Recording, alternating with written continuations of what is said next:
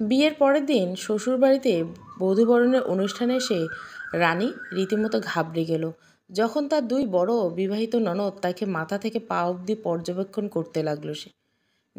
সে বাপের বাড়ি থেকে কী গয়না পরে ও নিয়ে এসেছে। তার দুই ননদের গা ভর্তি সোনার গয়না। ওরা নিজেদের মধ্যে ফিসফিস করে কী সব আলোচনা করছে। এগুলো চোখ এড়ালো না রানীর। তাদের সামনে রানী আর চোখে নিজের দুই হাতের চারগাছি সরু চুড়ির দিকে তাকালো।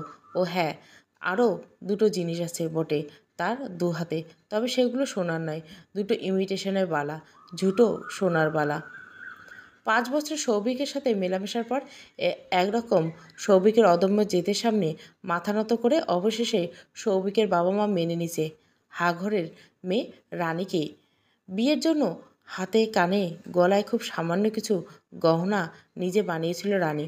তার বাবা মায়ের ক্ষমতা নেই, তাই সে নিজের সামান্য একটা চাকরি জোগাড় করেছিল পড়াশোনা শেষ করে। প্রত্যেক মাসের মাইনা থেকে কিছু কিছু টাকা জমিয়ে কয়েকটা অল্প সোনা দিয়ে গয়না বানিয়ে রেখেছিল নিজের জন্য, আর সৌভিকের আশীর্বাদের আংটি ও চেন।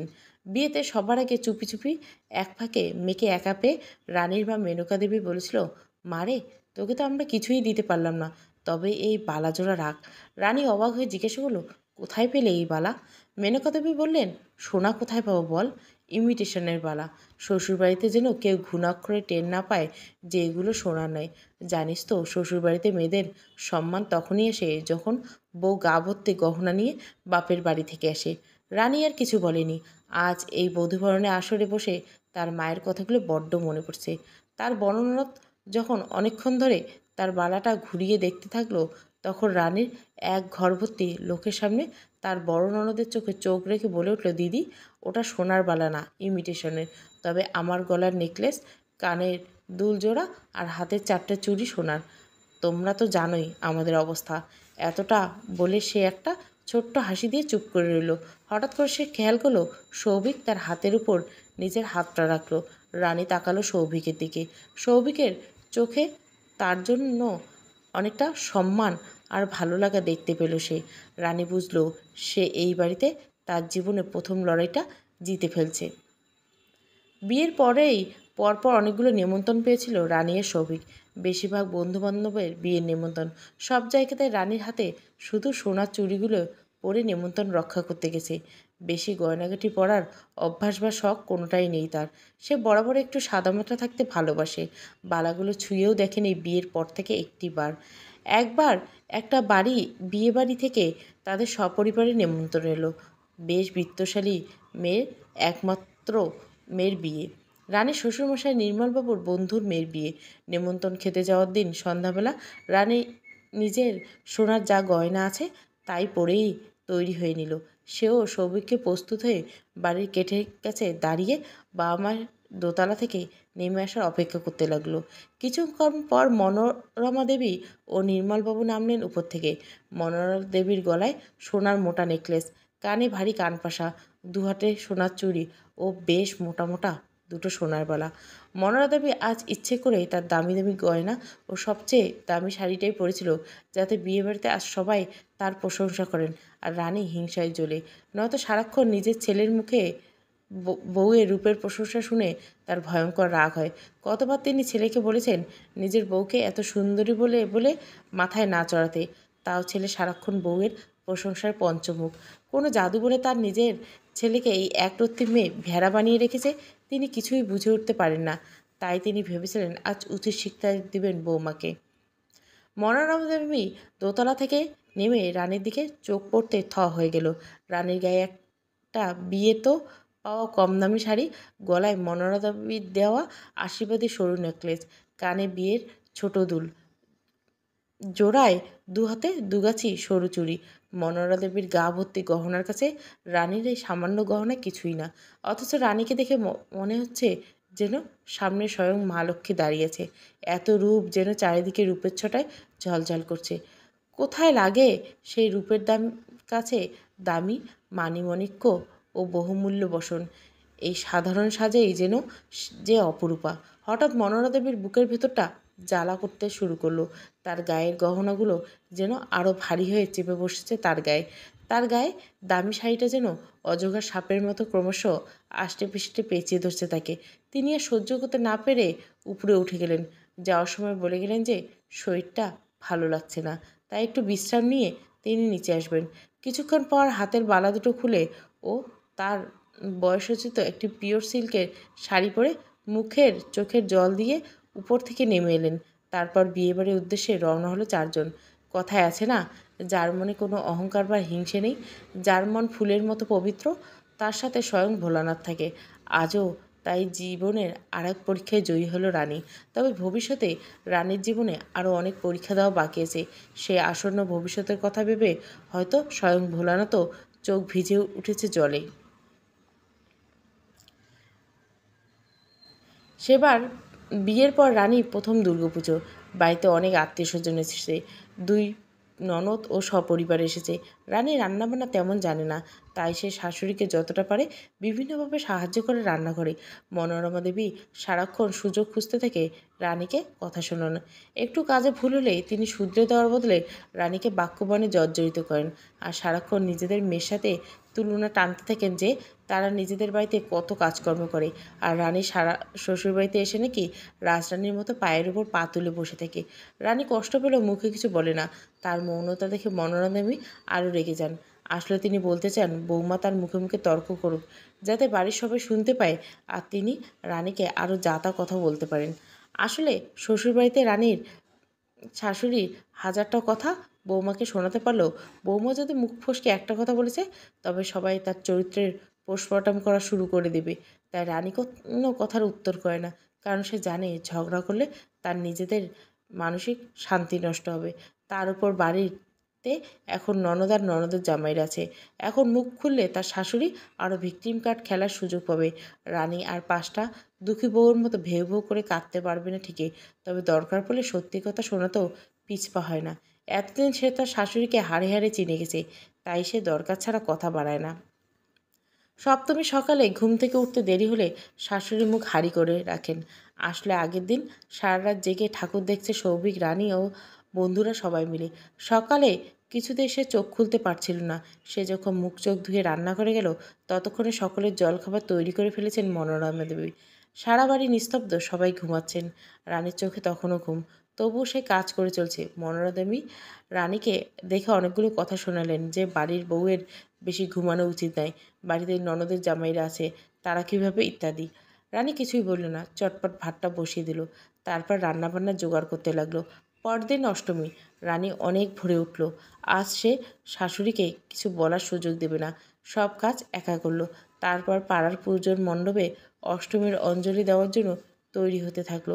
সৌভিকের দেওয়া পুজোর কেনা নতুন ব্যাঙ্গলার সিল্কটা পরল রানী। তখন তার সাজগোজ প্রায় শেষ, শুধু গয়না পরা বাকি।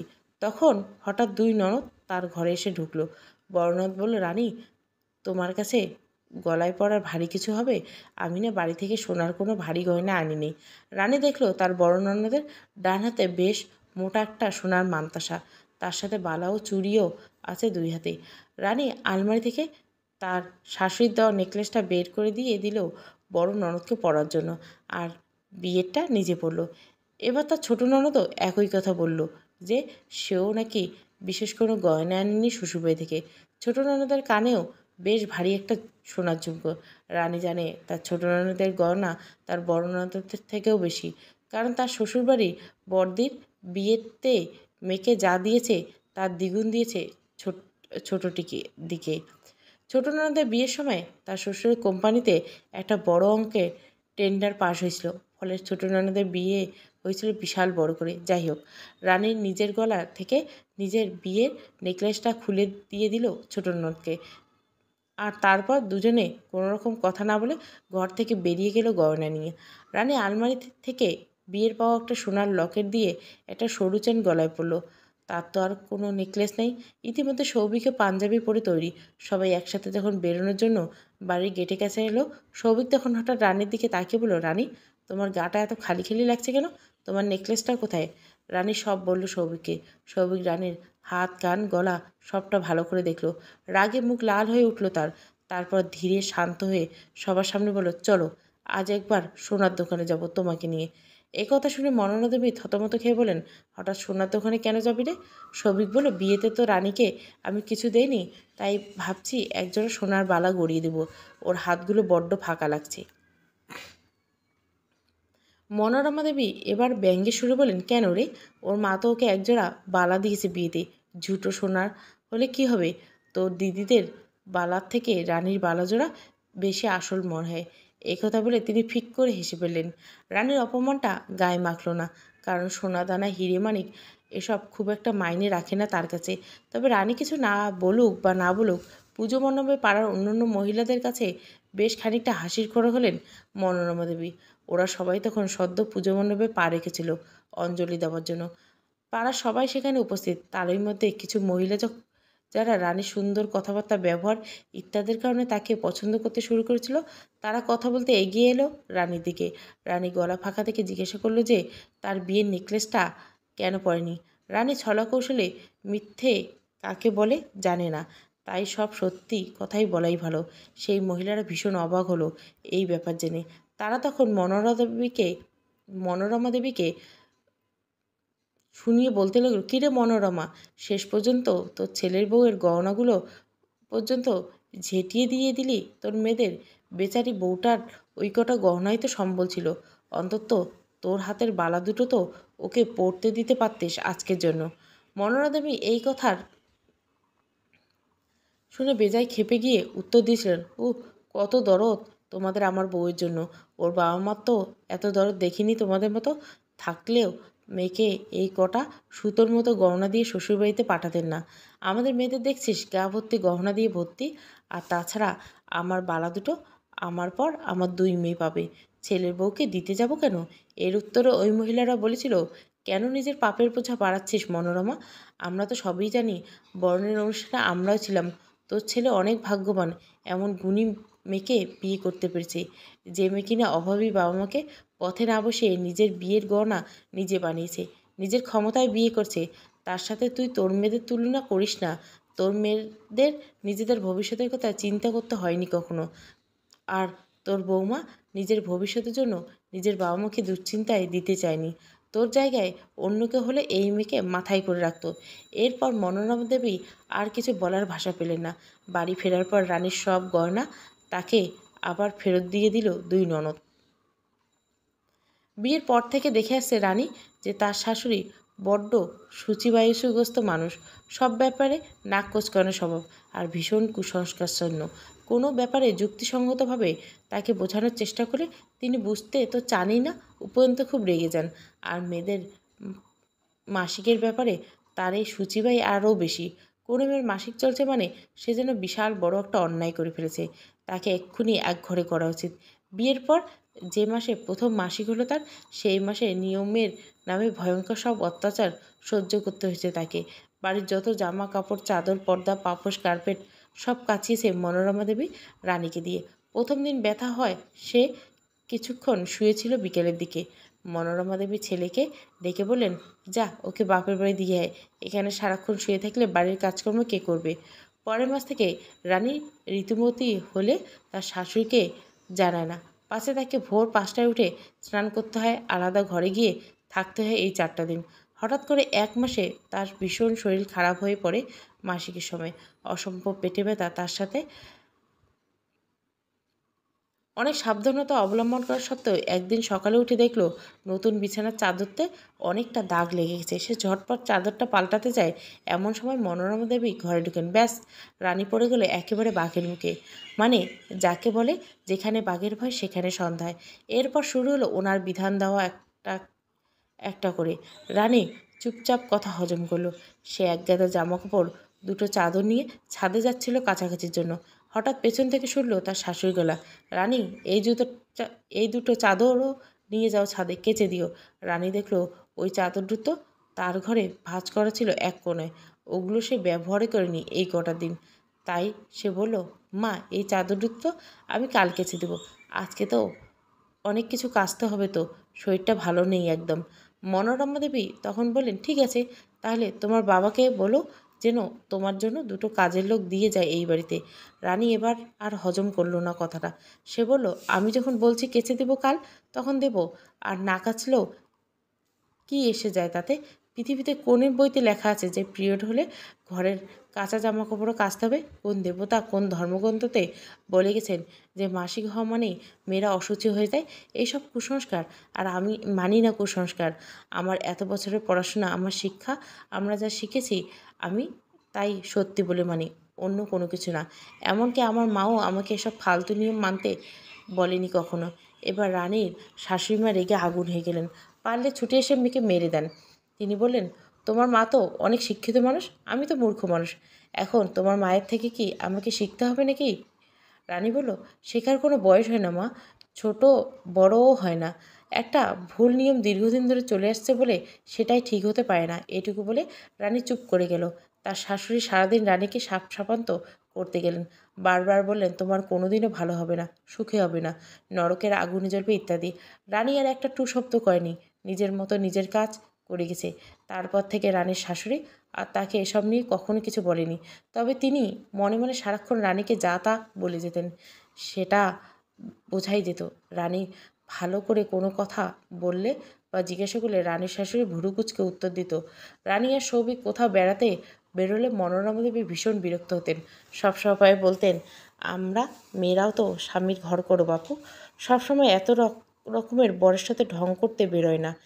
আসলে রানীর দুই ননদ তো প্রেম করে বিয়ে, তবু তাদের বৈবাহিক জীবন তেমন সুখের না। বড় জামাই ব্যবসার মানুষ, ব্যবসার কাজে সারাক্ষণ বাইরে বাইরে থাকেন, বাড়িতে একদম সময় দেন না। বাড়িতে আসেন সপ্তাহে একবার। সারাক্ষণ তিনি টাকার পিছনে ছুটে চলেছেন। তাদের একটা 8 বছরের মেয়ে আছে। সংসারে কোনো কিছুরও অভাব নেই। তবুও মনে হয় যেন বাড়ির মানুষগুলো কারোর সাথে কারো কোনো আত্মার টান নেই। ছোটো ননদের ব্যাপারটা আবার আলাদা। ছোটো ননদের বিয়ের 6 বছর হয়েছে, তাও কোনো সন্তান হয়নি। ফলে ছোটোজনের বর ও আগের মতো আর টান অনুভব করে না বাড়ির প্রতি। ছোট জামাইটি একটা বেশ স্বনামধন্য প্রাইভেট কোম্পানিতে উচ্চপদস্থ কর্মচারী। বিকেলে অফিস থেকে ফিরে সেই যে বন্ধুবান্ধবের সাথে আড্ডা মারতে যান, বাড়ি ফেরেন অনেক রাত করে। ততক্ষণে বউ বাড়িতে খেয়ে ঘুমিয়ে পড়ছে। স্বামী স্ত্রীর সম্পর্ক যেখানে নেই সেখানে সন্তান আসার সম্ভাবনাই কোথায় থাকে? আর সবথেকে বড় ব্যাপার হলো, রানীর দুই ননদে সবচেয়ে বেশি যেটা চেনে সেটা হলো টাকা, গয়না, সম্পত্তি। নিজেদের সাংসারিক জীবন ভালো করার কোনো সদিচ্ছাও নেই তাদের মধ্যে। ফলে দিন দিন স্বামীদের সাথে দূরত্ব বেড়েই চলছে দুজনের। বিয়ের 1 বছর হতে চলল। রানী এখন মোটামুটি বাড়ির সবাইকে বুঝে গেছে। সে সবার মন জুগিয়ে চলার চেষ্টা করে চলছে দিনরাত। এসবের মধ্যে হঠাৎ রানী একদিন মাঝরাতে মাথা ঘুরে পড়ে গেল বাথরুমে। সৌভিক ঘুম থেকে ভাঙার পর অনেকক্ষণ রানীকে বিছানায় না দেখে বাথরুমে গিয়ে রানী রানী বলে ডাকতে ডাকতে যখন কোনো সাড়া পেল না, তখন বাথরুমের দরজা ভেঙে ভেতরে ঢুকে দেখলো রানী মেঝেতে শুয়ে আছে, আর তার কোমরের নিচ থেকে গল গল করে রক্ত বেরিয়ে বাথরুম মেঝে ভেসে যাচ্ছে। সৌভিক দেখলো বাথরুমটা অন্তত পিচ্ছল। এর তো পিচ্ছল বাথরুম তো থাকে না তাদের। রানী তো রোজ পরিষ্কার করে। যাই হোক, সৌভিক কোনোরকম রানীকে ঘরের বিছানায় এনে শুইয়ে দিল। তারপর ডাক্তারকে ফোন করলো। রানী তখন বেহুশ। ডাক্তার চ্যাটার্জি শুধু সৌভিকদের পরিবারের ডাক্তার নয়, সৌভিকের বাবা নির্মলের বাবুর বন্ধুও। তিনি বহু বছর ধরে রোগী ঘেটে ঘেটে মানুষ চিনতে সমান পারদর্শী হয়ে উঠছেন। তিনি সৌভিক ও রানীর বিয়ের সময় উপস্থিত ছিলেন। তিনি প্রথমবার রানীকে কনের সাজে দেখে নির্মলবাবুকে বলেছেন, নির্মল, তোমার বৌমা তো স্বয়ং মা লক্ষ্মী। আহা, কি অপূর্ব মুখোপায়, ধন্য তোমার পরিবার। ডক্টর চ্যাটার্জি রানীকে পরীক্ষা করেন। ইতিমধ্যে ধীরে ধীরে রানীর জ্ঞান ফিরে এলেন। ডাক্তার রানীকে কয়েকটা কথা জিজ্ঞাসা করতে রানীকে বিশ্রাম করতে বলে ঘর থেকে বেরিয়ে যান। ঘরের বাইরে সবাই অপেক্ষা করছিল কী ব্যাপার জানার জন্য। ডাক্তার চ্যাটার্জি বলেন, ভগবানের অশেষ কৃপা, না হলে একটা বিপদ হতে পারত। সৌভিক বলল, ডাক্তারবাবু, কী হয়েছে রানীর? আর এত রক্ত কী করে? ডাক্তার বলল, সৌভিক, তোমার স্ত্রী রানী সন্তান সম্ভব 2 মাস চলছে। তবে এই কথাটা সে নিজেও জানতো না। তার কথার মাঝে বুঝলাম সে আজ তোমার মা তাকে অনেকগুলো জামা কাপড় কাচতে দিয়েছিল, কিন্তু তার সকাল থেকে শরীরটা দুর্বল লাগার কারণে সে আজ ছাদে কাছাকাছি করতে না গিয়ে বাথরুমে গিয়েছিল। তাতে তার জরায়ু সময় নিচের দিকে নেমে এসে তাতে রক্তপাত হয়। তবে চিন্তার কোনো কারণ নেই, প্রেগনেন্সির প্রথম দিকে অনেকের এরকম হয়ে থাকে। আমি রানীকে একটা ইঞ্জেকশন দিয়েছি, পেশেন্টটা ধীরে ধীরে আবার উপরে দিকে উঠে যাবে। তবে হ্যাঁ, মাথায় রাখতে হবে যে আগামী 1 মাস যেন কোনো ভারী কাজ না করে। বা মেঝেতে না বসে। আগামী 1 মাস বেড রেস্ট করলে সব ঠিক হয়ে যাবে। তারপর ডাক্তার চ্যাটার্জি নির্মলবাবুকে বললেন, কী হে বন্ধু, মিষ্টিটা এবার খাওয়াবে তো? নির্মলবাবু হাসতে হাসতে বললেন, শুধু মিষ্টি কেন ভাই, একদিন এসো কবজি ডুবিয়ে খাসি খাওয়ানোর ব্যবস্থা করছি তোমাকে। তারপর বাড়িতে এত আনন্দের জোয়ার এলো, সে বহু বছর এত আনন্দ কেউ দেখেনি এই বাড়িতে। সব কিছু খুব সুন্দর চলছিল। মনোরমা দেবীও মন অনেকটা নরম হলো রানীর প্রতি। তবে ভাগ্য মানুষটাকে অনেক বড় একটা জিনিস। ভগবান যার কপালে যা লিখে রেখেছেন তাই হবে। মানুষটা নিজের জীবনে তার প্রাপ্যটা ঠিকই পাবে, তবে সঠিক সময়ের আগে কোনটাই দেওয়ার জো নেই। কিছুদিন পরের ঘটনা। সেদিন বাড়িতে খুব হইচই। মনোরা দেবী ও নির্মলবাবুর বিবাহবার্ষিকী সেদিন। রানী তার শাশুড়িকে সকালে বলল, মা, আজকে আমি পুজোটা দিয়েই দিই। বাড়িতে লোকজন, তুমি ওদের সাথে সময় কাটাও, আর আমি পুজো করে উঠে তোমায় রান্নায় কাজে সাহায্য করব। আজ সব আমি করব, তুমি শুধু আমাকে দেখিয়ে দিও। মনোরা দেবী বললেন, না না, ঠাকুর পুজো তুমি করবে। কি, তুমি পুজো করতে পারো? আগে কখনো করেছো? রানী বলল, বাড়িতে তো আমি পুজো করতাম। তিনি বললেন, সে তোমার বাড়িতে যা করছো করছো, আমার জানার দরকার নেই, এখানে পারবে না। তবু রানী জোর করে পুজোর দায়িত্ব নিয়েই ফেললেন। রানী সবে স্নান সেরে পুজোর জোগাড় করতে বসেছেন। এমন সময় মনোরমা দেবী হঠাৎ কোথা থেকে এসে ঢুকলেন ঠাকুরঘরে। ঠায় বসে রইলেন রানীর পাশে দেখার জন্য যে ঠিক করে পুজো করেন কিনা। একটু এদিক ওদিক হলে তিনি রানীকে ধমক দিতে লাগলেন। রানী ফুল দিয়ে যখন ঠাকুর সিংহাসন সাজাচ্ছিলেন, তখন তিনি মাঝে মাঝে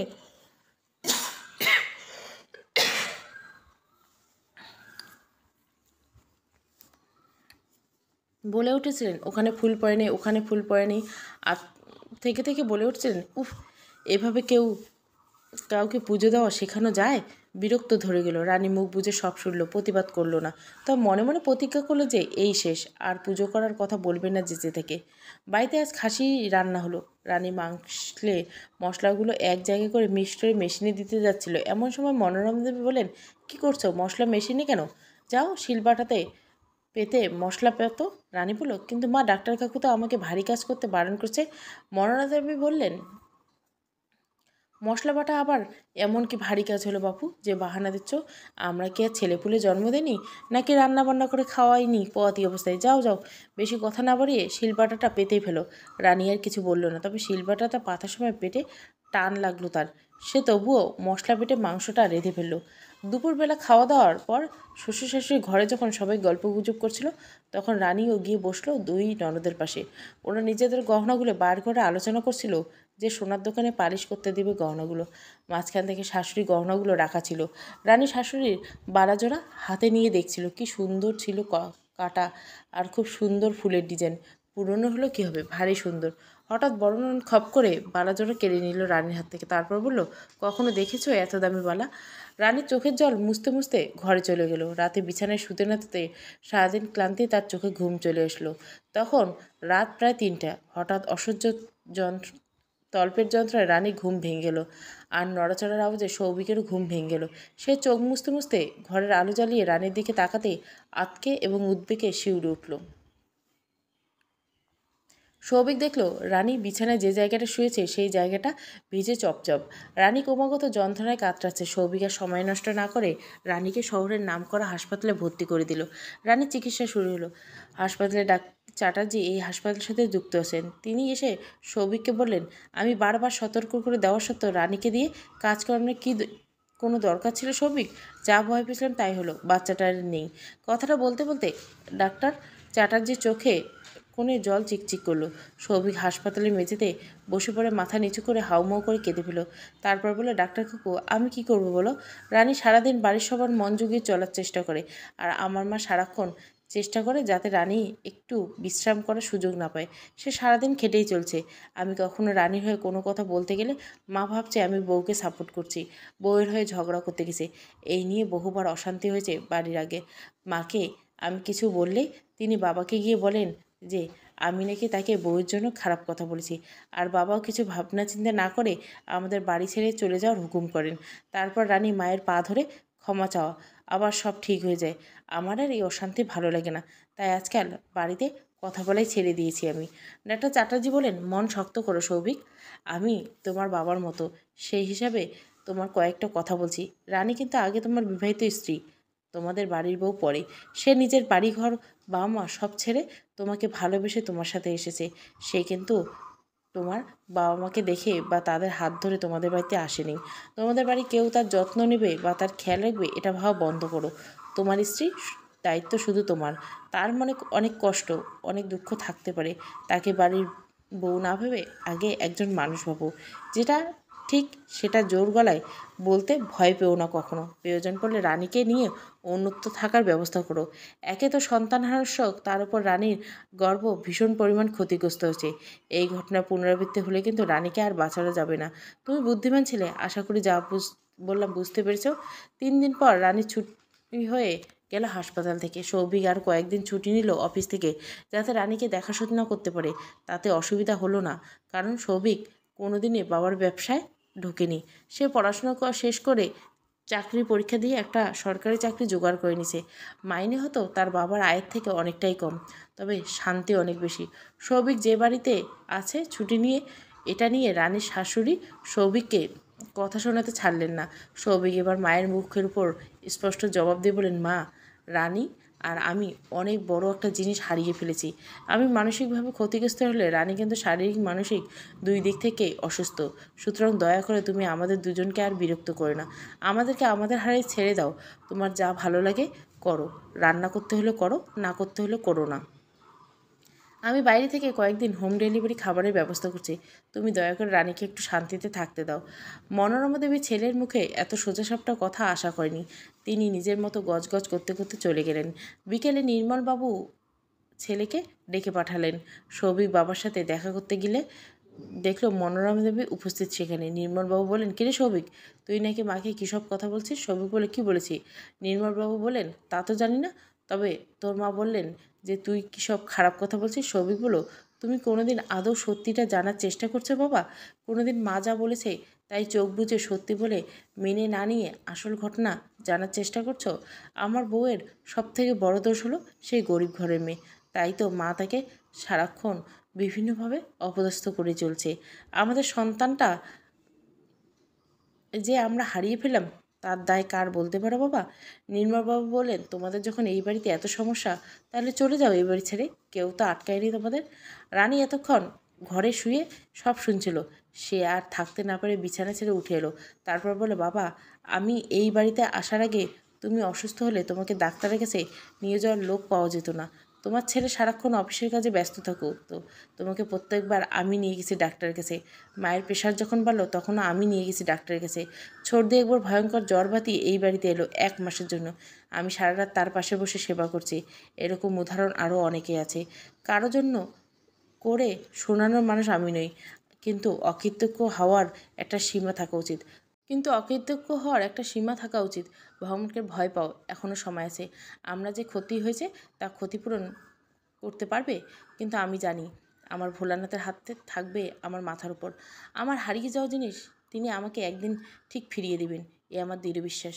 রানী একটু থেমে চোখের জল মুছল, তারপর বলল, আমাদের কয়েকটা দিন সময় দাও। আমরা এই সপ্তাহে চলে যাব এই বাড়ি ছেড়ে। সবিক বলল, আর রানী চুপ করো, বিছানা ছেড়ে উঠে এলে কেন তুমি এই শরীরে? যাও, ঘরে যাও। রানী বলল, না, আমি যাব না। কেন চুপ করো? আমি কী দোষ করেছি আমি যে সবসময় চুপ করে থাকবো? আমি সব কিছু মুখ বুজে সহ্য করি বলে ওনারা আমাকে দুর্বল ও অসহায় ভেবে নিয়েছেন। কিন্তু আমারও তো কিছু বলার থাকতে পারে। সবসময় কেন অন্যায়ের মাথা পেতে মেনে নিব? একথা বলে কাঁদতে কাঁদতে রানী নিজের ঘরে চলে গেল। সৌভিক বলল, রানী তো যা বলার বলেই দিয়েছে, আমরা চলেই যাব এই বাড়ি ছেড়ে। এই বলে সে বাড়ি থেকে বেরিয়ে গেল। মনোরমা দেবী ভেবেছিল যে প্রত্যেকবার যেমন অশান্তিপর রানী তার পায়ে ক্ষমা চায় আর সব মিটে যায়, এবারও তাই হবে। কিন্তু তিনি ভাবতে পারেনি যে তার ছেলে এবার সত্যি সত্যি বাড়ি ছেড়ে চলে যাওয়ার সিদ্ধান্ত নেবে। তিনি পরাজয়টা মেনে নিতে পারলেন না। পরদিন সকালে সৌভিক অফিসে যাওয়ার জন্য তৈরি হচ্ছিল। রানী সৌভিকের সামনে বসে কথা বলছিল। এমন সময় মনোরমা দেবী ঘরে ঢুকলেন। তারপর বললেন, তোদের কোথাও যেতে হবে না, আমি তোর বাবার সাথে কথা বলছি, তোরা এই বাড়িতে থাক তোদের মতো। রানী ও সৌভিক কোনো উত্তর দিল না। সব কিছু আবার আগের মতো চলতে থাকলো। সব কিছু ঠিক হয়ে গেলেও রানী কিন্তু আর আগের মতো তেমন কথা বলতো না। সংসারের কাজও সেভাবে করতো না। আগে তাদের বাড়ির সব ঘর সবসময় পরিপাটি করে গোছানো থাকতো। আজকাল সব ঘর কেমন অগোছালো। রানী ঠিক করে খায় না, চুল বাঁধে না, ঘুমায় না, সারাক্ষণ জানলার পাশে বসে থাকে। আর কি যেন ভাবে কে জানে। সৌভিক দেখলো এইরকম চললে রানী ভয়ঙ্কর ডিপ্রেশনে চলে যাবে, কিন্তু সে বুঝতে পারলো না তার কী করা উচিত। রানীর চেহারা দিন দিন ভেঙে পড়তে লাগলো, চোখের তলায় কালি পড়ে গেল। সে আজকাল যখন তখন ঠাকুর ঘরে চলে যায়, ঠাকুরের সিংহাসনের সামনে ঠায় বসে থাকে ঘন্টার পর ঘন্টা, আর চোখ দিয়ে অনবরত অশ্রুধারা পড়ে যায়। এরকম একদিন রানী ঠাকুর ঘরে যাচ্ছিল, হঠাৎ শুনতে পেল ঠাকুর ঘরে বসে তার শাশুড়ি মনোরা দেবী কার সাথে যেন কথা বলছে। আর একটু কাছে যেতে বুঝতে পারলো তিনি তার মেয়ের সাথে ফোনে কথা বলছেন।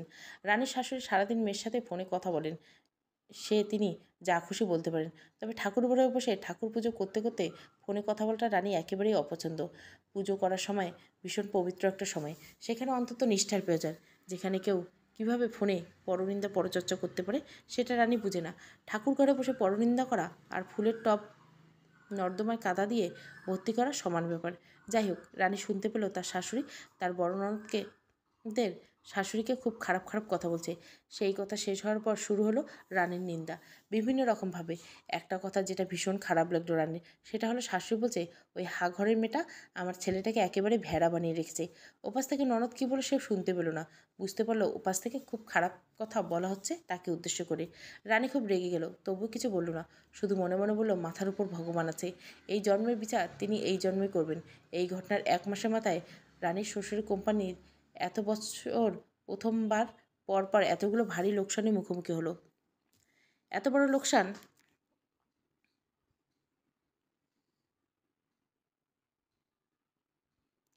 লোকসান এর আগে দেখেনি ওদের পরিবার। এমন অবস্থা হলো যে যখন তখন মনোরা দেবীর গয়নাগুলো পর্যন্ত বন্ধক দিতে হতে পারে। চলবে। ভালো লাগলে অবশ্যই লাইক, শেয়ার এবং সাবস্ক্রাইব করবেন। সোনার বালা, নারী বিষয়ক গল্প, সত্য ঘটনা অবলম্বনে। নেক্সট পর্ব ভালো লাগলে নেক্সট পর্বের জন্য কমেন্ট করবেন।